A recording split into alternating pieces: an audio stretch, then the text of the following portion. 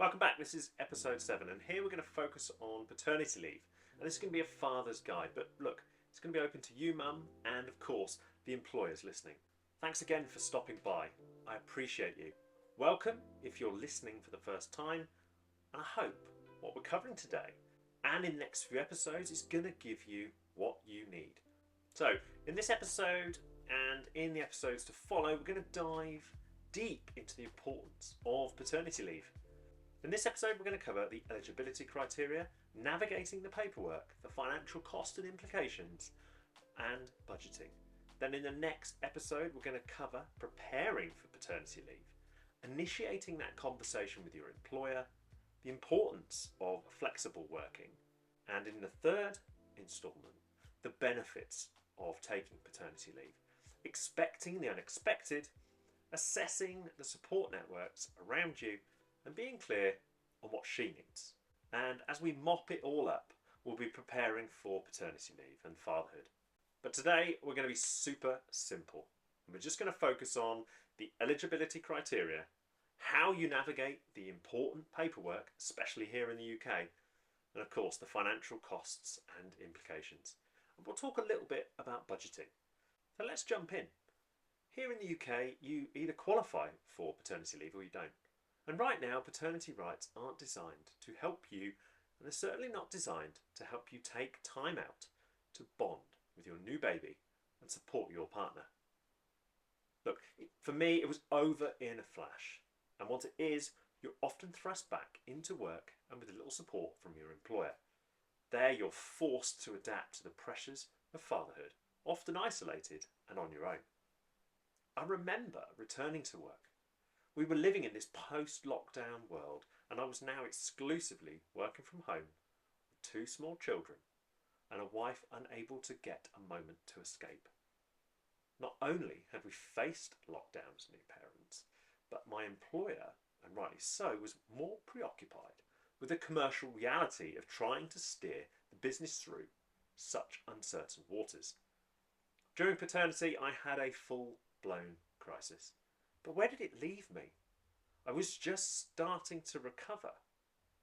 And in all honesty, I should have taken a break.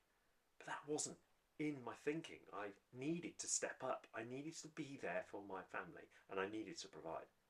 See, completely isolated from the outside world, and like so many of us, forced behind my screen, it gave me a shot at proving to myself and my partner that I could make it back. This was my only chance. She needed me to make the changes, and I had to put everything on the line. I couldn't risk losing her or my boys. Every interaction with my leader following my return to work just didn't feel authentic. It was a challenge for us all, but this virtual world we've been living in for some time was starting to create barriers to the relationships I'd built and nurtured before our youngest arrived. At no point did I communicate the way I had been feeling and the issues I had faced. I was a father on the edge. You couldn't see it, and because my work didn't suffer, my employer actually encouraged me to tackle bigger challenges, and I dutifully obliged and increased my output. If anything, I pushed harder and I worked longer hours because it kept me busy. For the first time, it felt like time was on my side though, because I'd gained 3.5 hours back every day. I had that opportunity to work on myself and focus on my recovery plan. The stress I endured was hidden from the outside world, but I had an obligation to my partner and my boys. They needed me to get back on track.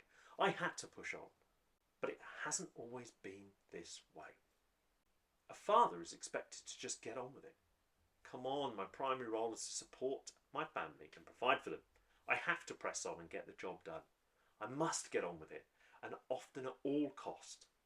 But the problem is, the world has moved on. We're more open to talking about the realities of motherhood and fatherhood, the challenges faced by working mums. But yes, we're still failing to support and protect new families. Before we look at paternity leave, let's just look at the stats on mums returning to work after their maternity leave. Fewer than 20% of all new mothers and 29% first-time mothers return to work full-time in the first 3 years after maternity leave. That's a staggering drop in the workforce.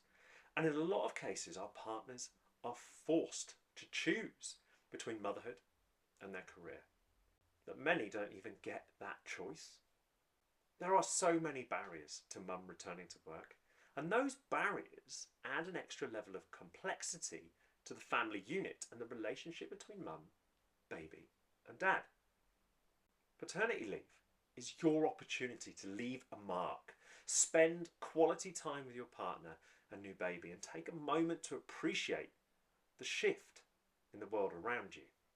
It's an invitation for you to immerse yourself fully into the extraordinary experiences of caring for and adapting to the chaos that comes with a new baby. In today's chaotic, bustling society, paternity leave serves as your opportunity to be fully present and engaged before the relentless nature of fatherhood really kicks in. It is a chance to take a step back from the pressures of your professional duties and focus on that bond with baby and that time with mum as she finds her feet. It's a unique time. It shouldn't be missed, and its importance cannot be overlooked. This chapter in your life is more than sleepless nights and endless nappy changes.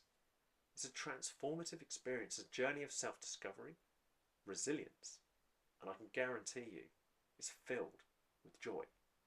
It's more than a pause in your professional routine. You, if you're opting to take paternity leave, have taken a deliberate decision to step into the sacred space. It has to be more than just your use of legal entitlement. It is an opportunity to embrace the unfiltered beauty of bonding with your new baby and the magic that goes together with the simple tasks of caring for them. Paternity leave is a gateway to a world that enables you to play a pivotal role in shaping your family's early experiences of baby. In today's modern society, the role of the father is still ignored. In the UK, yes, we have paternity rights, but they do not cover and protect all working fathers. The role of fatherhood is undergoing a profound evolution, and reshaping the landscape of parenting in the UK has to happen. However, whilst we are ahead of some countries, we fall behind so many when it comes to creating a financially safe space for a father to embrace his role to his full potential. This somewhat low-key, under-the-radar progress creates challenges for us, not just us, but our partners too, and for many, puts us at a financial disadvantage. Now, we are recognised as crucial components in the caregiving process, and today we are more actively involved in the emotional, physical and developmental aspects of our children's lives. But we're still overlooked, even an afterthought for many organisations. We are partners in parenting, sharing responsibilities and contributing to the health and happiness of the family unit. Let's face it, the cultural expectations have shifted, and today fatherhood challenges the notion that vulnerability and emotional expression damage the very fabric of masculinity. We are encouraged to be more emotionally available, nurturing, present and communicative, and paternity leave creates an opportunity for us to embrace this challenge. But yet, you're still not afforded the support networks necessary to enable you to transition to dad. Paternity leave is your chance to celebrate your role and your impact.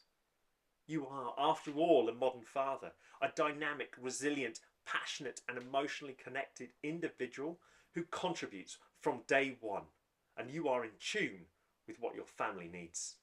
As a father of 2 boys and a husband to a working mum, paternity leave was critical to our early success as a family. Paternity leave gave me that space to enable me to be there, to inspire my partner when she had her struggles with early motherhood. I had to support her with the challenges she was facing. I had to be present. I had to be available emotionally, but also to help her identify the solutions. I cannot do that if I'm not financially protected. If I am sacrificing that financial stability, there is conflict. There are challenges that I have to face. I feel guilty because I have chosen to put my family first. As an employer, it's a statistic, it's a number. That's all we are as fathers. You want us to step up to the plate. You want us to progress. You want us to push through and deliver on our objectives. But the day you become a father is the day that life changes. Your outlook changes. The view that you have, your perception is altered because you now have to step up to the plate. You must deliver. But still, as an employer or your government, you are not protecting me. You are not giving me an opportunity to flourish, to engage in that role and to support my partner. Are divorce rates on the rise after baby arrives? I think so. Are relationships breaking down? Is there stress? Yes. Are we prepared? Probably not. We could prepare better. As dads, I know we can prepare better. But we do need that support network. We do need that financial stability in the early days so that we can be on hand, we can be active, and we can protect the sacred family unit. So let's take a moment to understand the paternity leave entitlements in the UK. The first thing you need to know is, and you've got to get clear on, is your entitlement. Not only do you need to understand it, but you need to understand if you qualify. You also need to understand the financial entitlement and whether or not it's going to put you both on the back foot in the early weeks after baby has arrived. If you're based outside the UK, there is still valuable content and insights here, but I have very much focused on the UK. If you want to maximise your impact during these formative weeks and months at home, then jump ahead to the next instalment. But if you're looking to understand whether you qualify for paternity leave, stay on board. For anyone, understanding whether you qualify for paternity leave is pivotal, and like most statutory or contractual benefits, the devil is in the detail. In my view, getting to grips with your entitlement and the gaps in an employer's paternity and maternity policy keeps you a step ahead in the lead up to baby's arrival. With the right detail, you'll be able to approach critical decisions armed with the facts. This not only allows you to plan for the financial impact, but it allows you to be prepared for the mandated conversations that you must have with your employer. Understanding your eligibility allows you to confidently assert your rights, ensuring you can immerse yourself fully in the joys and responsibilities on your paternity leave. For me, this is a big step. I remember dropping over an email stating I wanted to take paternity leave. And that was it. No conversation with my boss, just a quick note to say, yeah, no problem. At the time, I was working flat out and focused simply on the financial stability of the family. I didn't appreciate the lack of support.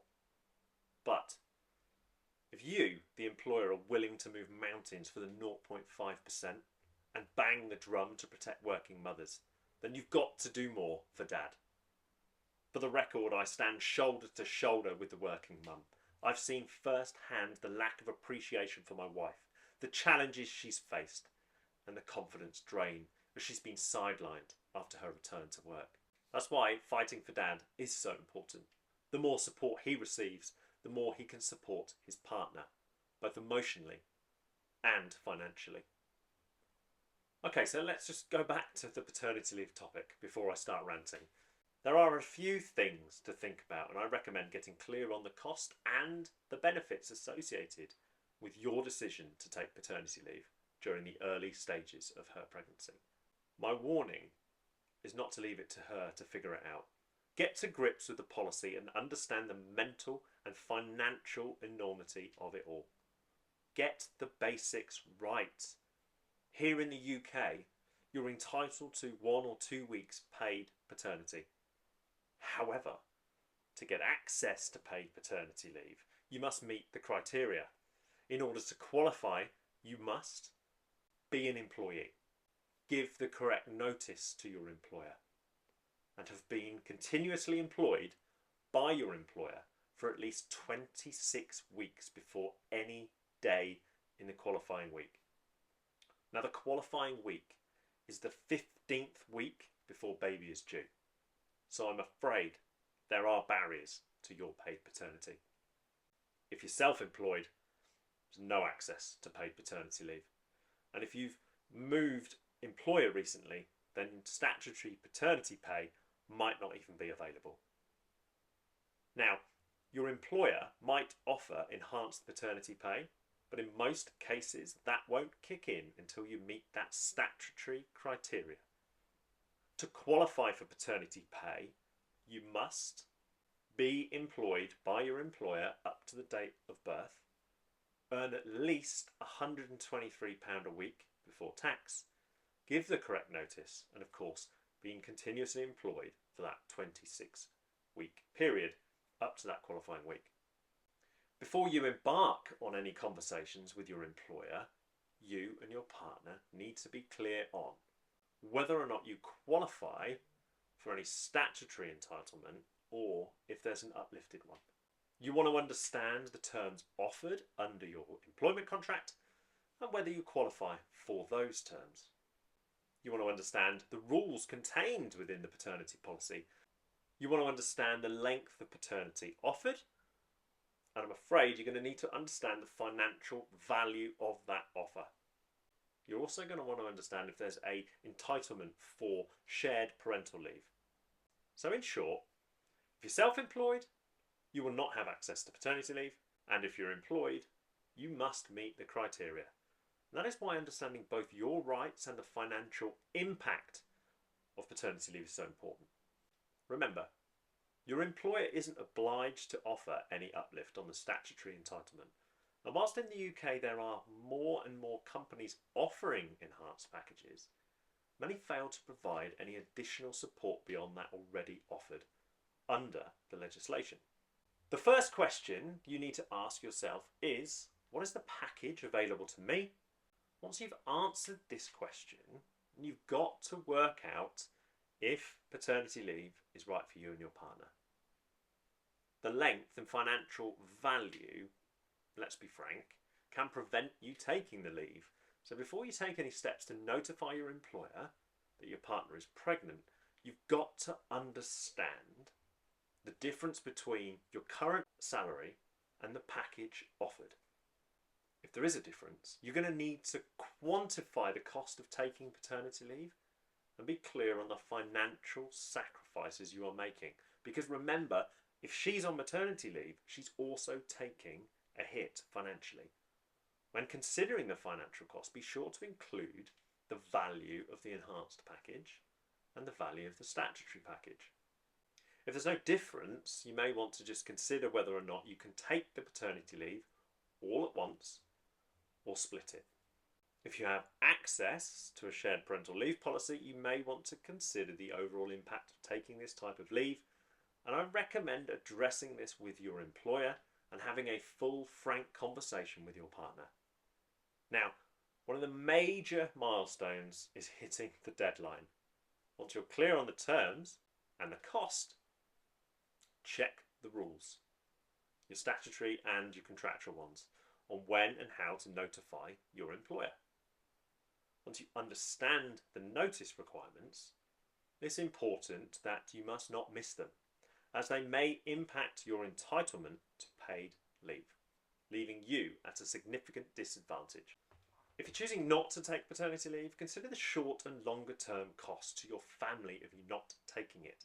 And this can include the impact on your bond with baby and the stress that leaving mum in the early days might cause to your partnership. A key thing to remember is that you do not need to give proof of the pregnancy or the birth, but your claim for paternity leave and pay must be made at least 15 weeks before baby is due.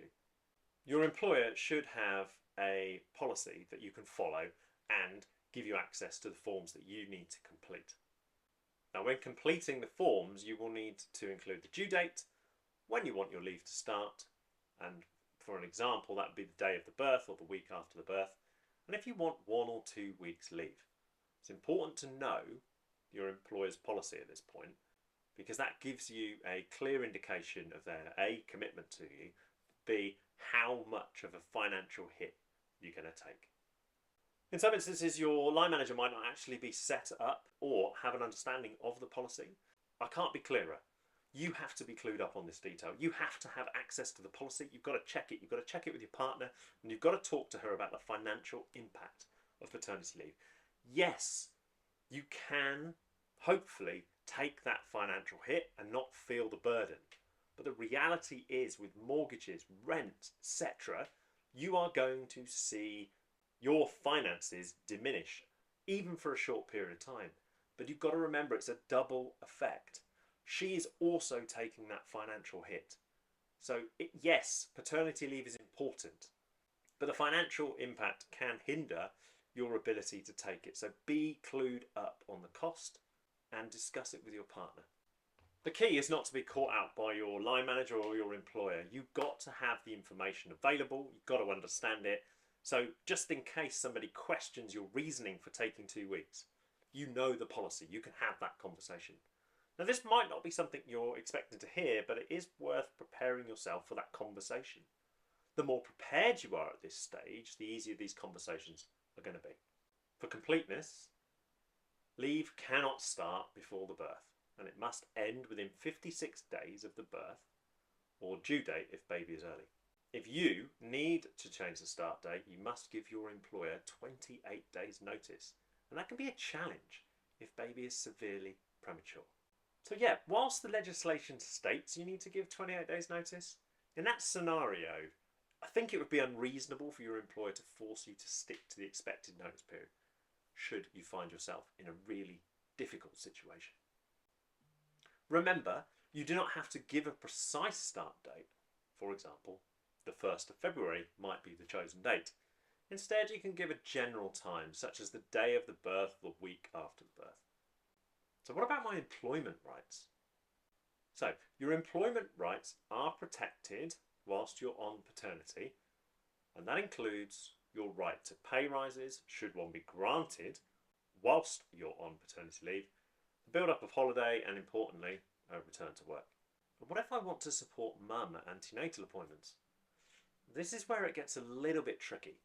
You have the right to take unpaid leave to accompany mum to 2 antenatal appointments.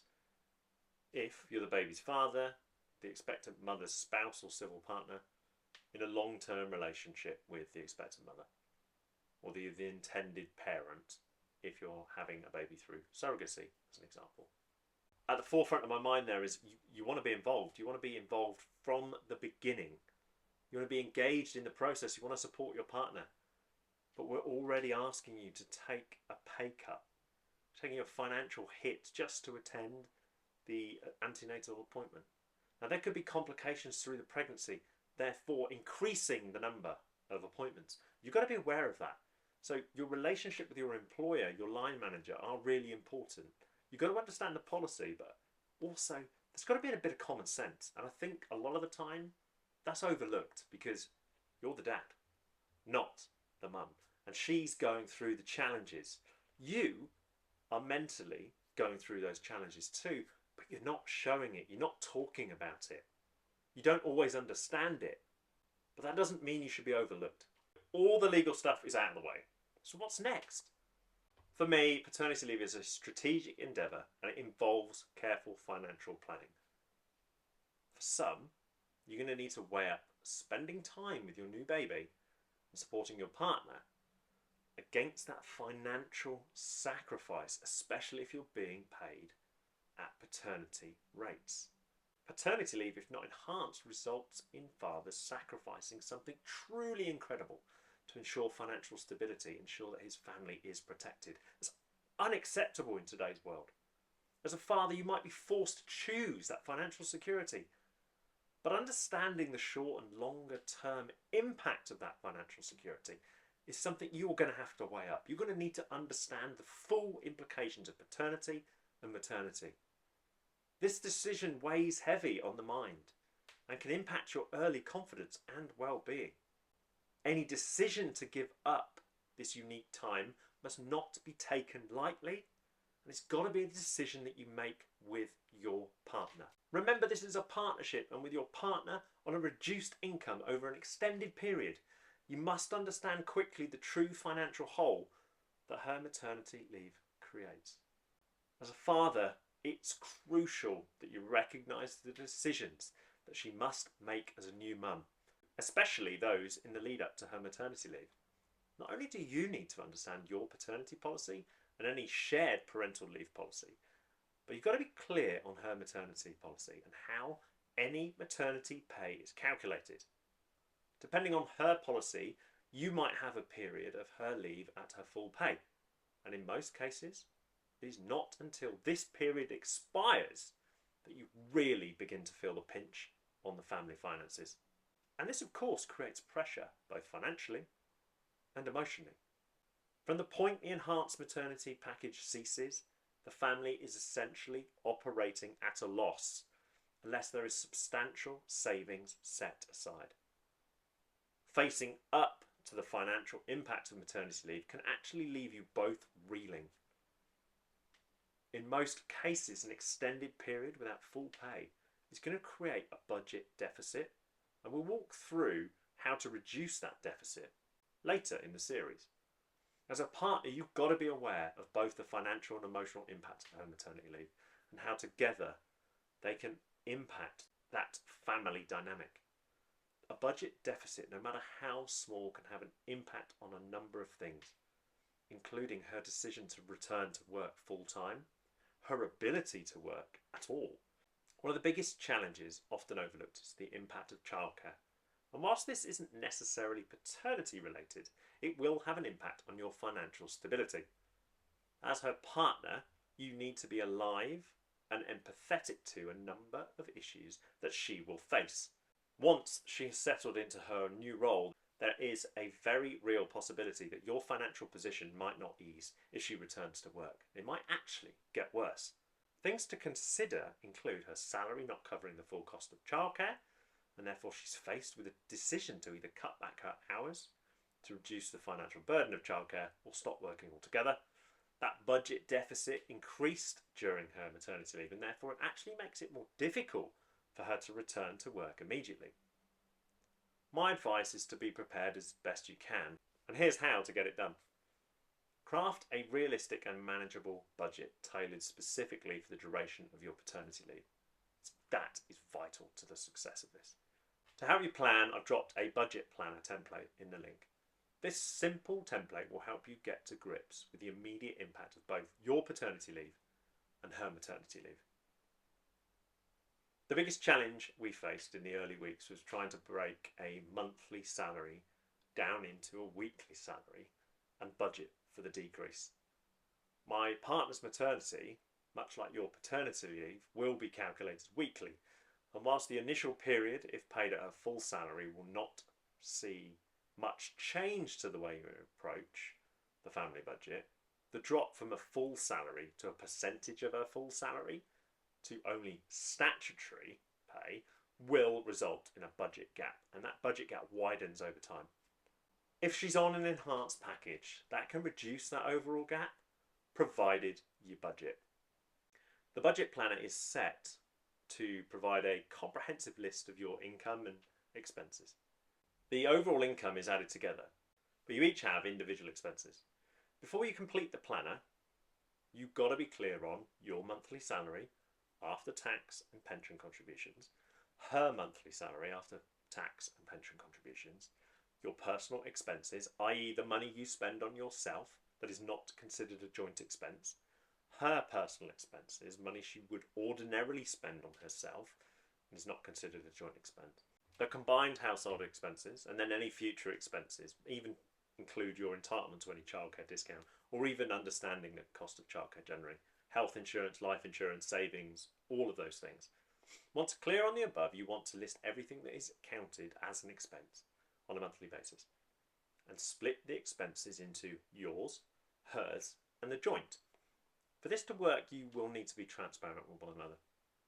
The reality is that once you have paid out the initial big payments for baby, the cot, the car seat, the pram, early clothing, bottles, and nursery decoration, the monthly cost of your baby in the early weeks and months can actually be relatively inexpensive. The biggest outlay is always going to be nappies and baby formula, if required, wipes and clothing. These are the necessities, but can be brought reasonably if you're prepared to shop around, try different brands, and utilise online cashback sites. Once clear on your list of expenses, you should then set out the expenses that are necessary, i.e. the expenses you cannot live without from those that are nice to have. You might consider this to be a little basic, but this is a chance to fully understand the early cost to you both and what the gap is going to look like at the end of her maternity leave. Then I want you to break down all your income and your expenses by month. This is going to help you identify when the expenses start to exceed the income. If you take a 12-month view, you can establish the overall cost of her maternity and your paternity leave. Ultimately, it's a simple tool and it will just help you influence your decision making and demonstrate to your partner, and this is important, that you're not only thinking ahead, but that you have her back. On first review, the negative number at the end of her maternity period can actually be really overwhelming. However, if you go one step further and incorporate a 3 to 6 month projection based on your collective income returning to normal, you get a good feel for how long it could take you to get back to square one, i.e. the place you started before you took paternity, before she took maternity, before you had kids. If you are personally going to take a financial hit during any paternity leave, it's important to understand that cost and how that can influence the overall cost of her maternity leave. To make the most of this experience, I recommend adding in the following. Your expected monthly cost for baby, so nappies, baby food, formula, etc. A personal allowance for you both, and then an estimate for the childcare cost, and do that on a monthly basis. The last two items are crucial. If you can set aside an individual allowance, no matter its size, this allows her, when she's on maternity leave, to find community spaces that, should she need it, offer support. But also this approach will allow you to take a moment to make time for yourself. By calculating the cost of childcare now, and not in 6 months' time, you can both get a clearer understanding of the cost and how it's going to impact your finances going forward. This last aspect will help you support her with any decision around returning to work. This isn't a financially stable period for any family. This is a challenging time.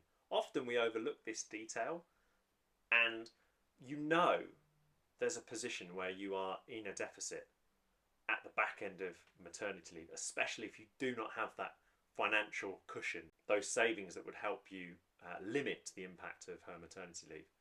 But the big question when it comes to childcare is whether or not she is going to be able to return to work. And fundamentally, if you're not supported and you're not supporting, then that is going to have a dramatic impact on her confidence, her ability to return to work and be that individual that she once was, not just mum. And I know being a mum is so important for so many, but also having the choice to return to work because you're financially in a position to do so and that you're not sacrificing everything just to pay for childcare, that is also part of the equation. This isn't going to be a financially easy period for any family, and whilst major cutbacks might not be the desired outcome, financial stability has got to be the core of your decision making. Once you are clear on the cost, you need to review the expenses that are nice to have, and that can be as simple as changing where you buy your food, to cutting back on alcohol, or even cutting back on that weekly takeout.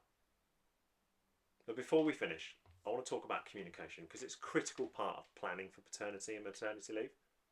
For me, the key to a successful partnership during this challenging period is transparency, open communication on how you're both feeling about paternity and maternity, but also understanding the financial expectations that are placed upon you both during her maternity and your paternity. It's not only crucial to your relationship, but it's also the linchpin of a harmonious and well-prepared journey into parenthood. Your collaborative approach goes beyond shared responsibilities, and it helps you both navigate this transformative period with confidence. In the lead up to the arrival of your baby and the subsequent paternity leave, effective communication lays the groundwork for a seamless transition, allowing you to both articulate your financial expectations and ensure you both understand the future financial landscape. This can help you face the financial stress together, plan and share any concerns, or discuss any potential challenges. It also brings to the forefront the impact of maternity and paternity, and whether your partner is going to be able to return to work. This might all feel like an eternity away, but those early weeks and months pass so quickly. And that's why it's so important to be alive to the future challenges she is going to face. Making a baby and having one is the easy bit. The long-term financial stability of the family is an issue that must be addressed and something you must both engage with. As a partner, you need to understand her maternal drive, and you've got to recognise any future obstacles that might prevent her from fulfilling her need to be present and engaged. Part of planning for paternity is understanding her plan. If she's a career-focused woman, then that might not change after baby has arrived. However, the financial hit of maternity, closely followed by the massive costs associated with childcare, can stop her from returning, and that can create conflict between you both. The same can be said if her dream is to be a stay-at-home mum. After an expensive maternity leave, which has left you both financially drained, she might need to return to work just to get back on track. Look, financial planning requires trust, flexibility, and it demands that both parties engage in and understand the plan. Once the dialogue begins, it's important to talk about it often and adapt it as circumstances evolved, especially during the lead up to baby's arrival and throughout that paternity and maternity period. This is your chance to sit down and build a partnership that is focused on working to build the best future for your family. Like I said at the beginning, paternity leave and preparing for it are crucial components to your success as a father and your success as a partnership. Without proper planning and a better understanding of the financial pressures and lack of support available, it's going to be a tough road. This episode and the next few episodes are designed to get you ready for fatherhood. I learned a lot from my own journey and my own setback, but these conversations need to take place, and frankly, employers and the government need to get behind the working dads and better signpost the policies and the financial impact that maternity and paternity can have. As always, thank you for watching, thank you for listening, thank you for stopping in. This is Aidan, the founder of the Modern Fatherhood Club and father of two. Resources in today's episode are designed to hit home and raise the profile of the importance of a father's struggle. Fatherhood in Focus will continue to bring these messages to the forefront of our minds and focus on the reality of modern fatherhood. Like anything, you have to work hard at it. Perseverance, resilience, effort, and a willingness to give it everything is just part of your story. Your struggle, emotions are things that you are conditioned to keep to yourself. Someone asked me why I haven't stopped working on this project and what keeps me going. The answer is simple. Look at your kids. Every motivation to stay on track, to fight back, is right there. No matter how hard it is and how much pain you carry, they need you. They don't need you to step up. That's on you. They need you to be present, free from conflict, and accessible. My biggest fear is that I'll fail my boys. My resources, courses, videos, and everything I write or record is designed to help dads who, like me, may have lost their way. I know you because I know me. The only difference is that I'm one step further ahead. My fear of failure pushes me on, but in reality, that biggest fear is really simple. If my sons become the man I once was, then I haven't given them what they need. Love your journey, focus on the impact that you have, and give them everything you have, but not at the expense of your health, confidence, passion, and love for life.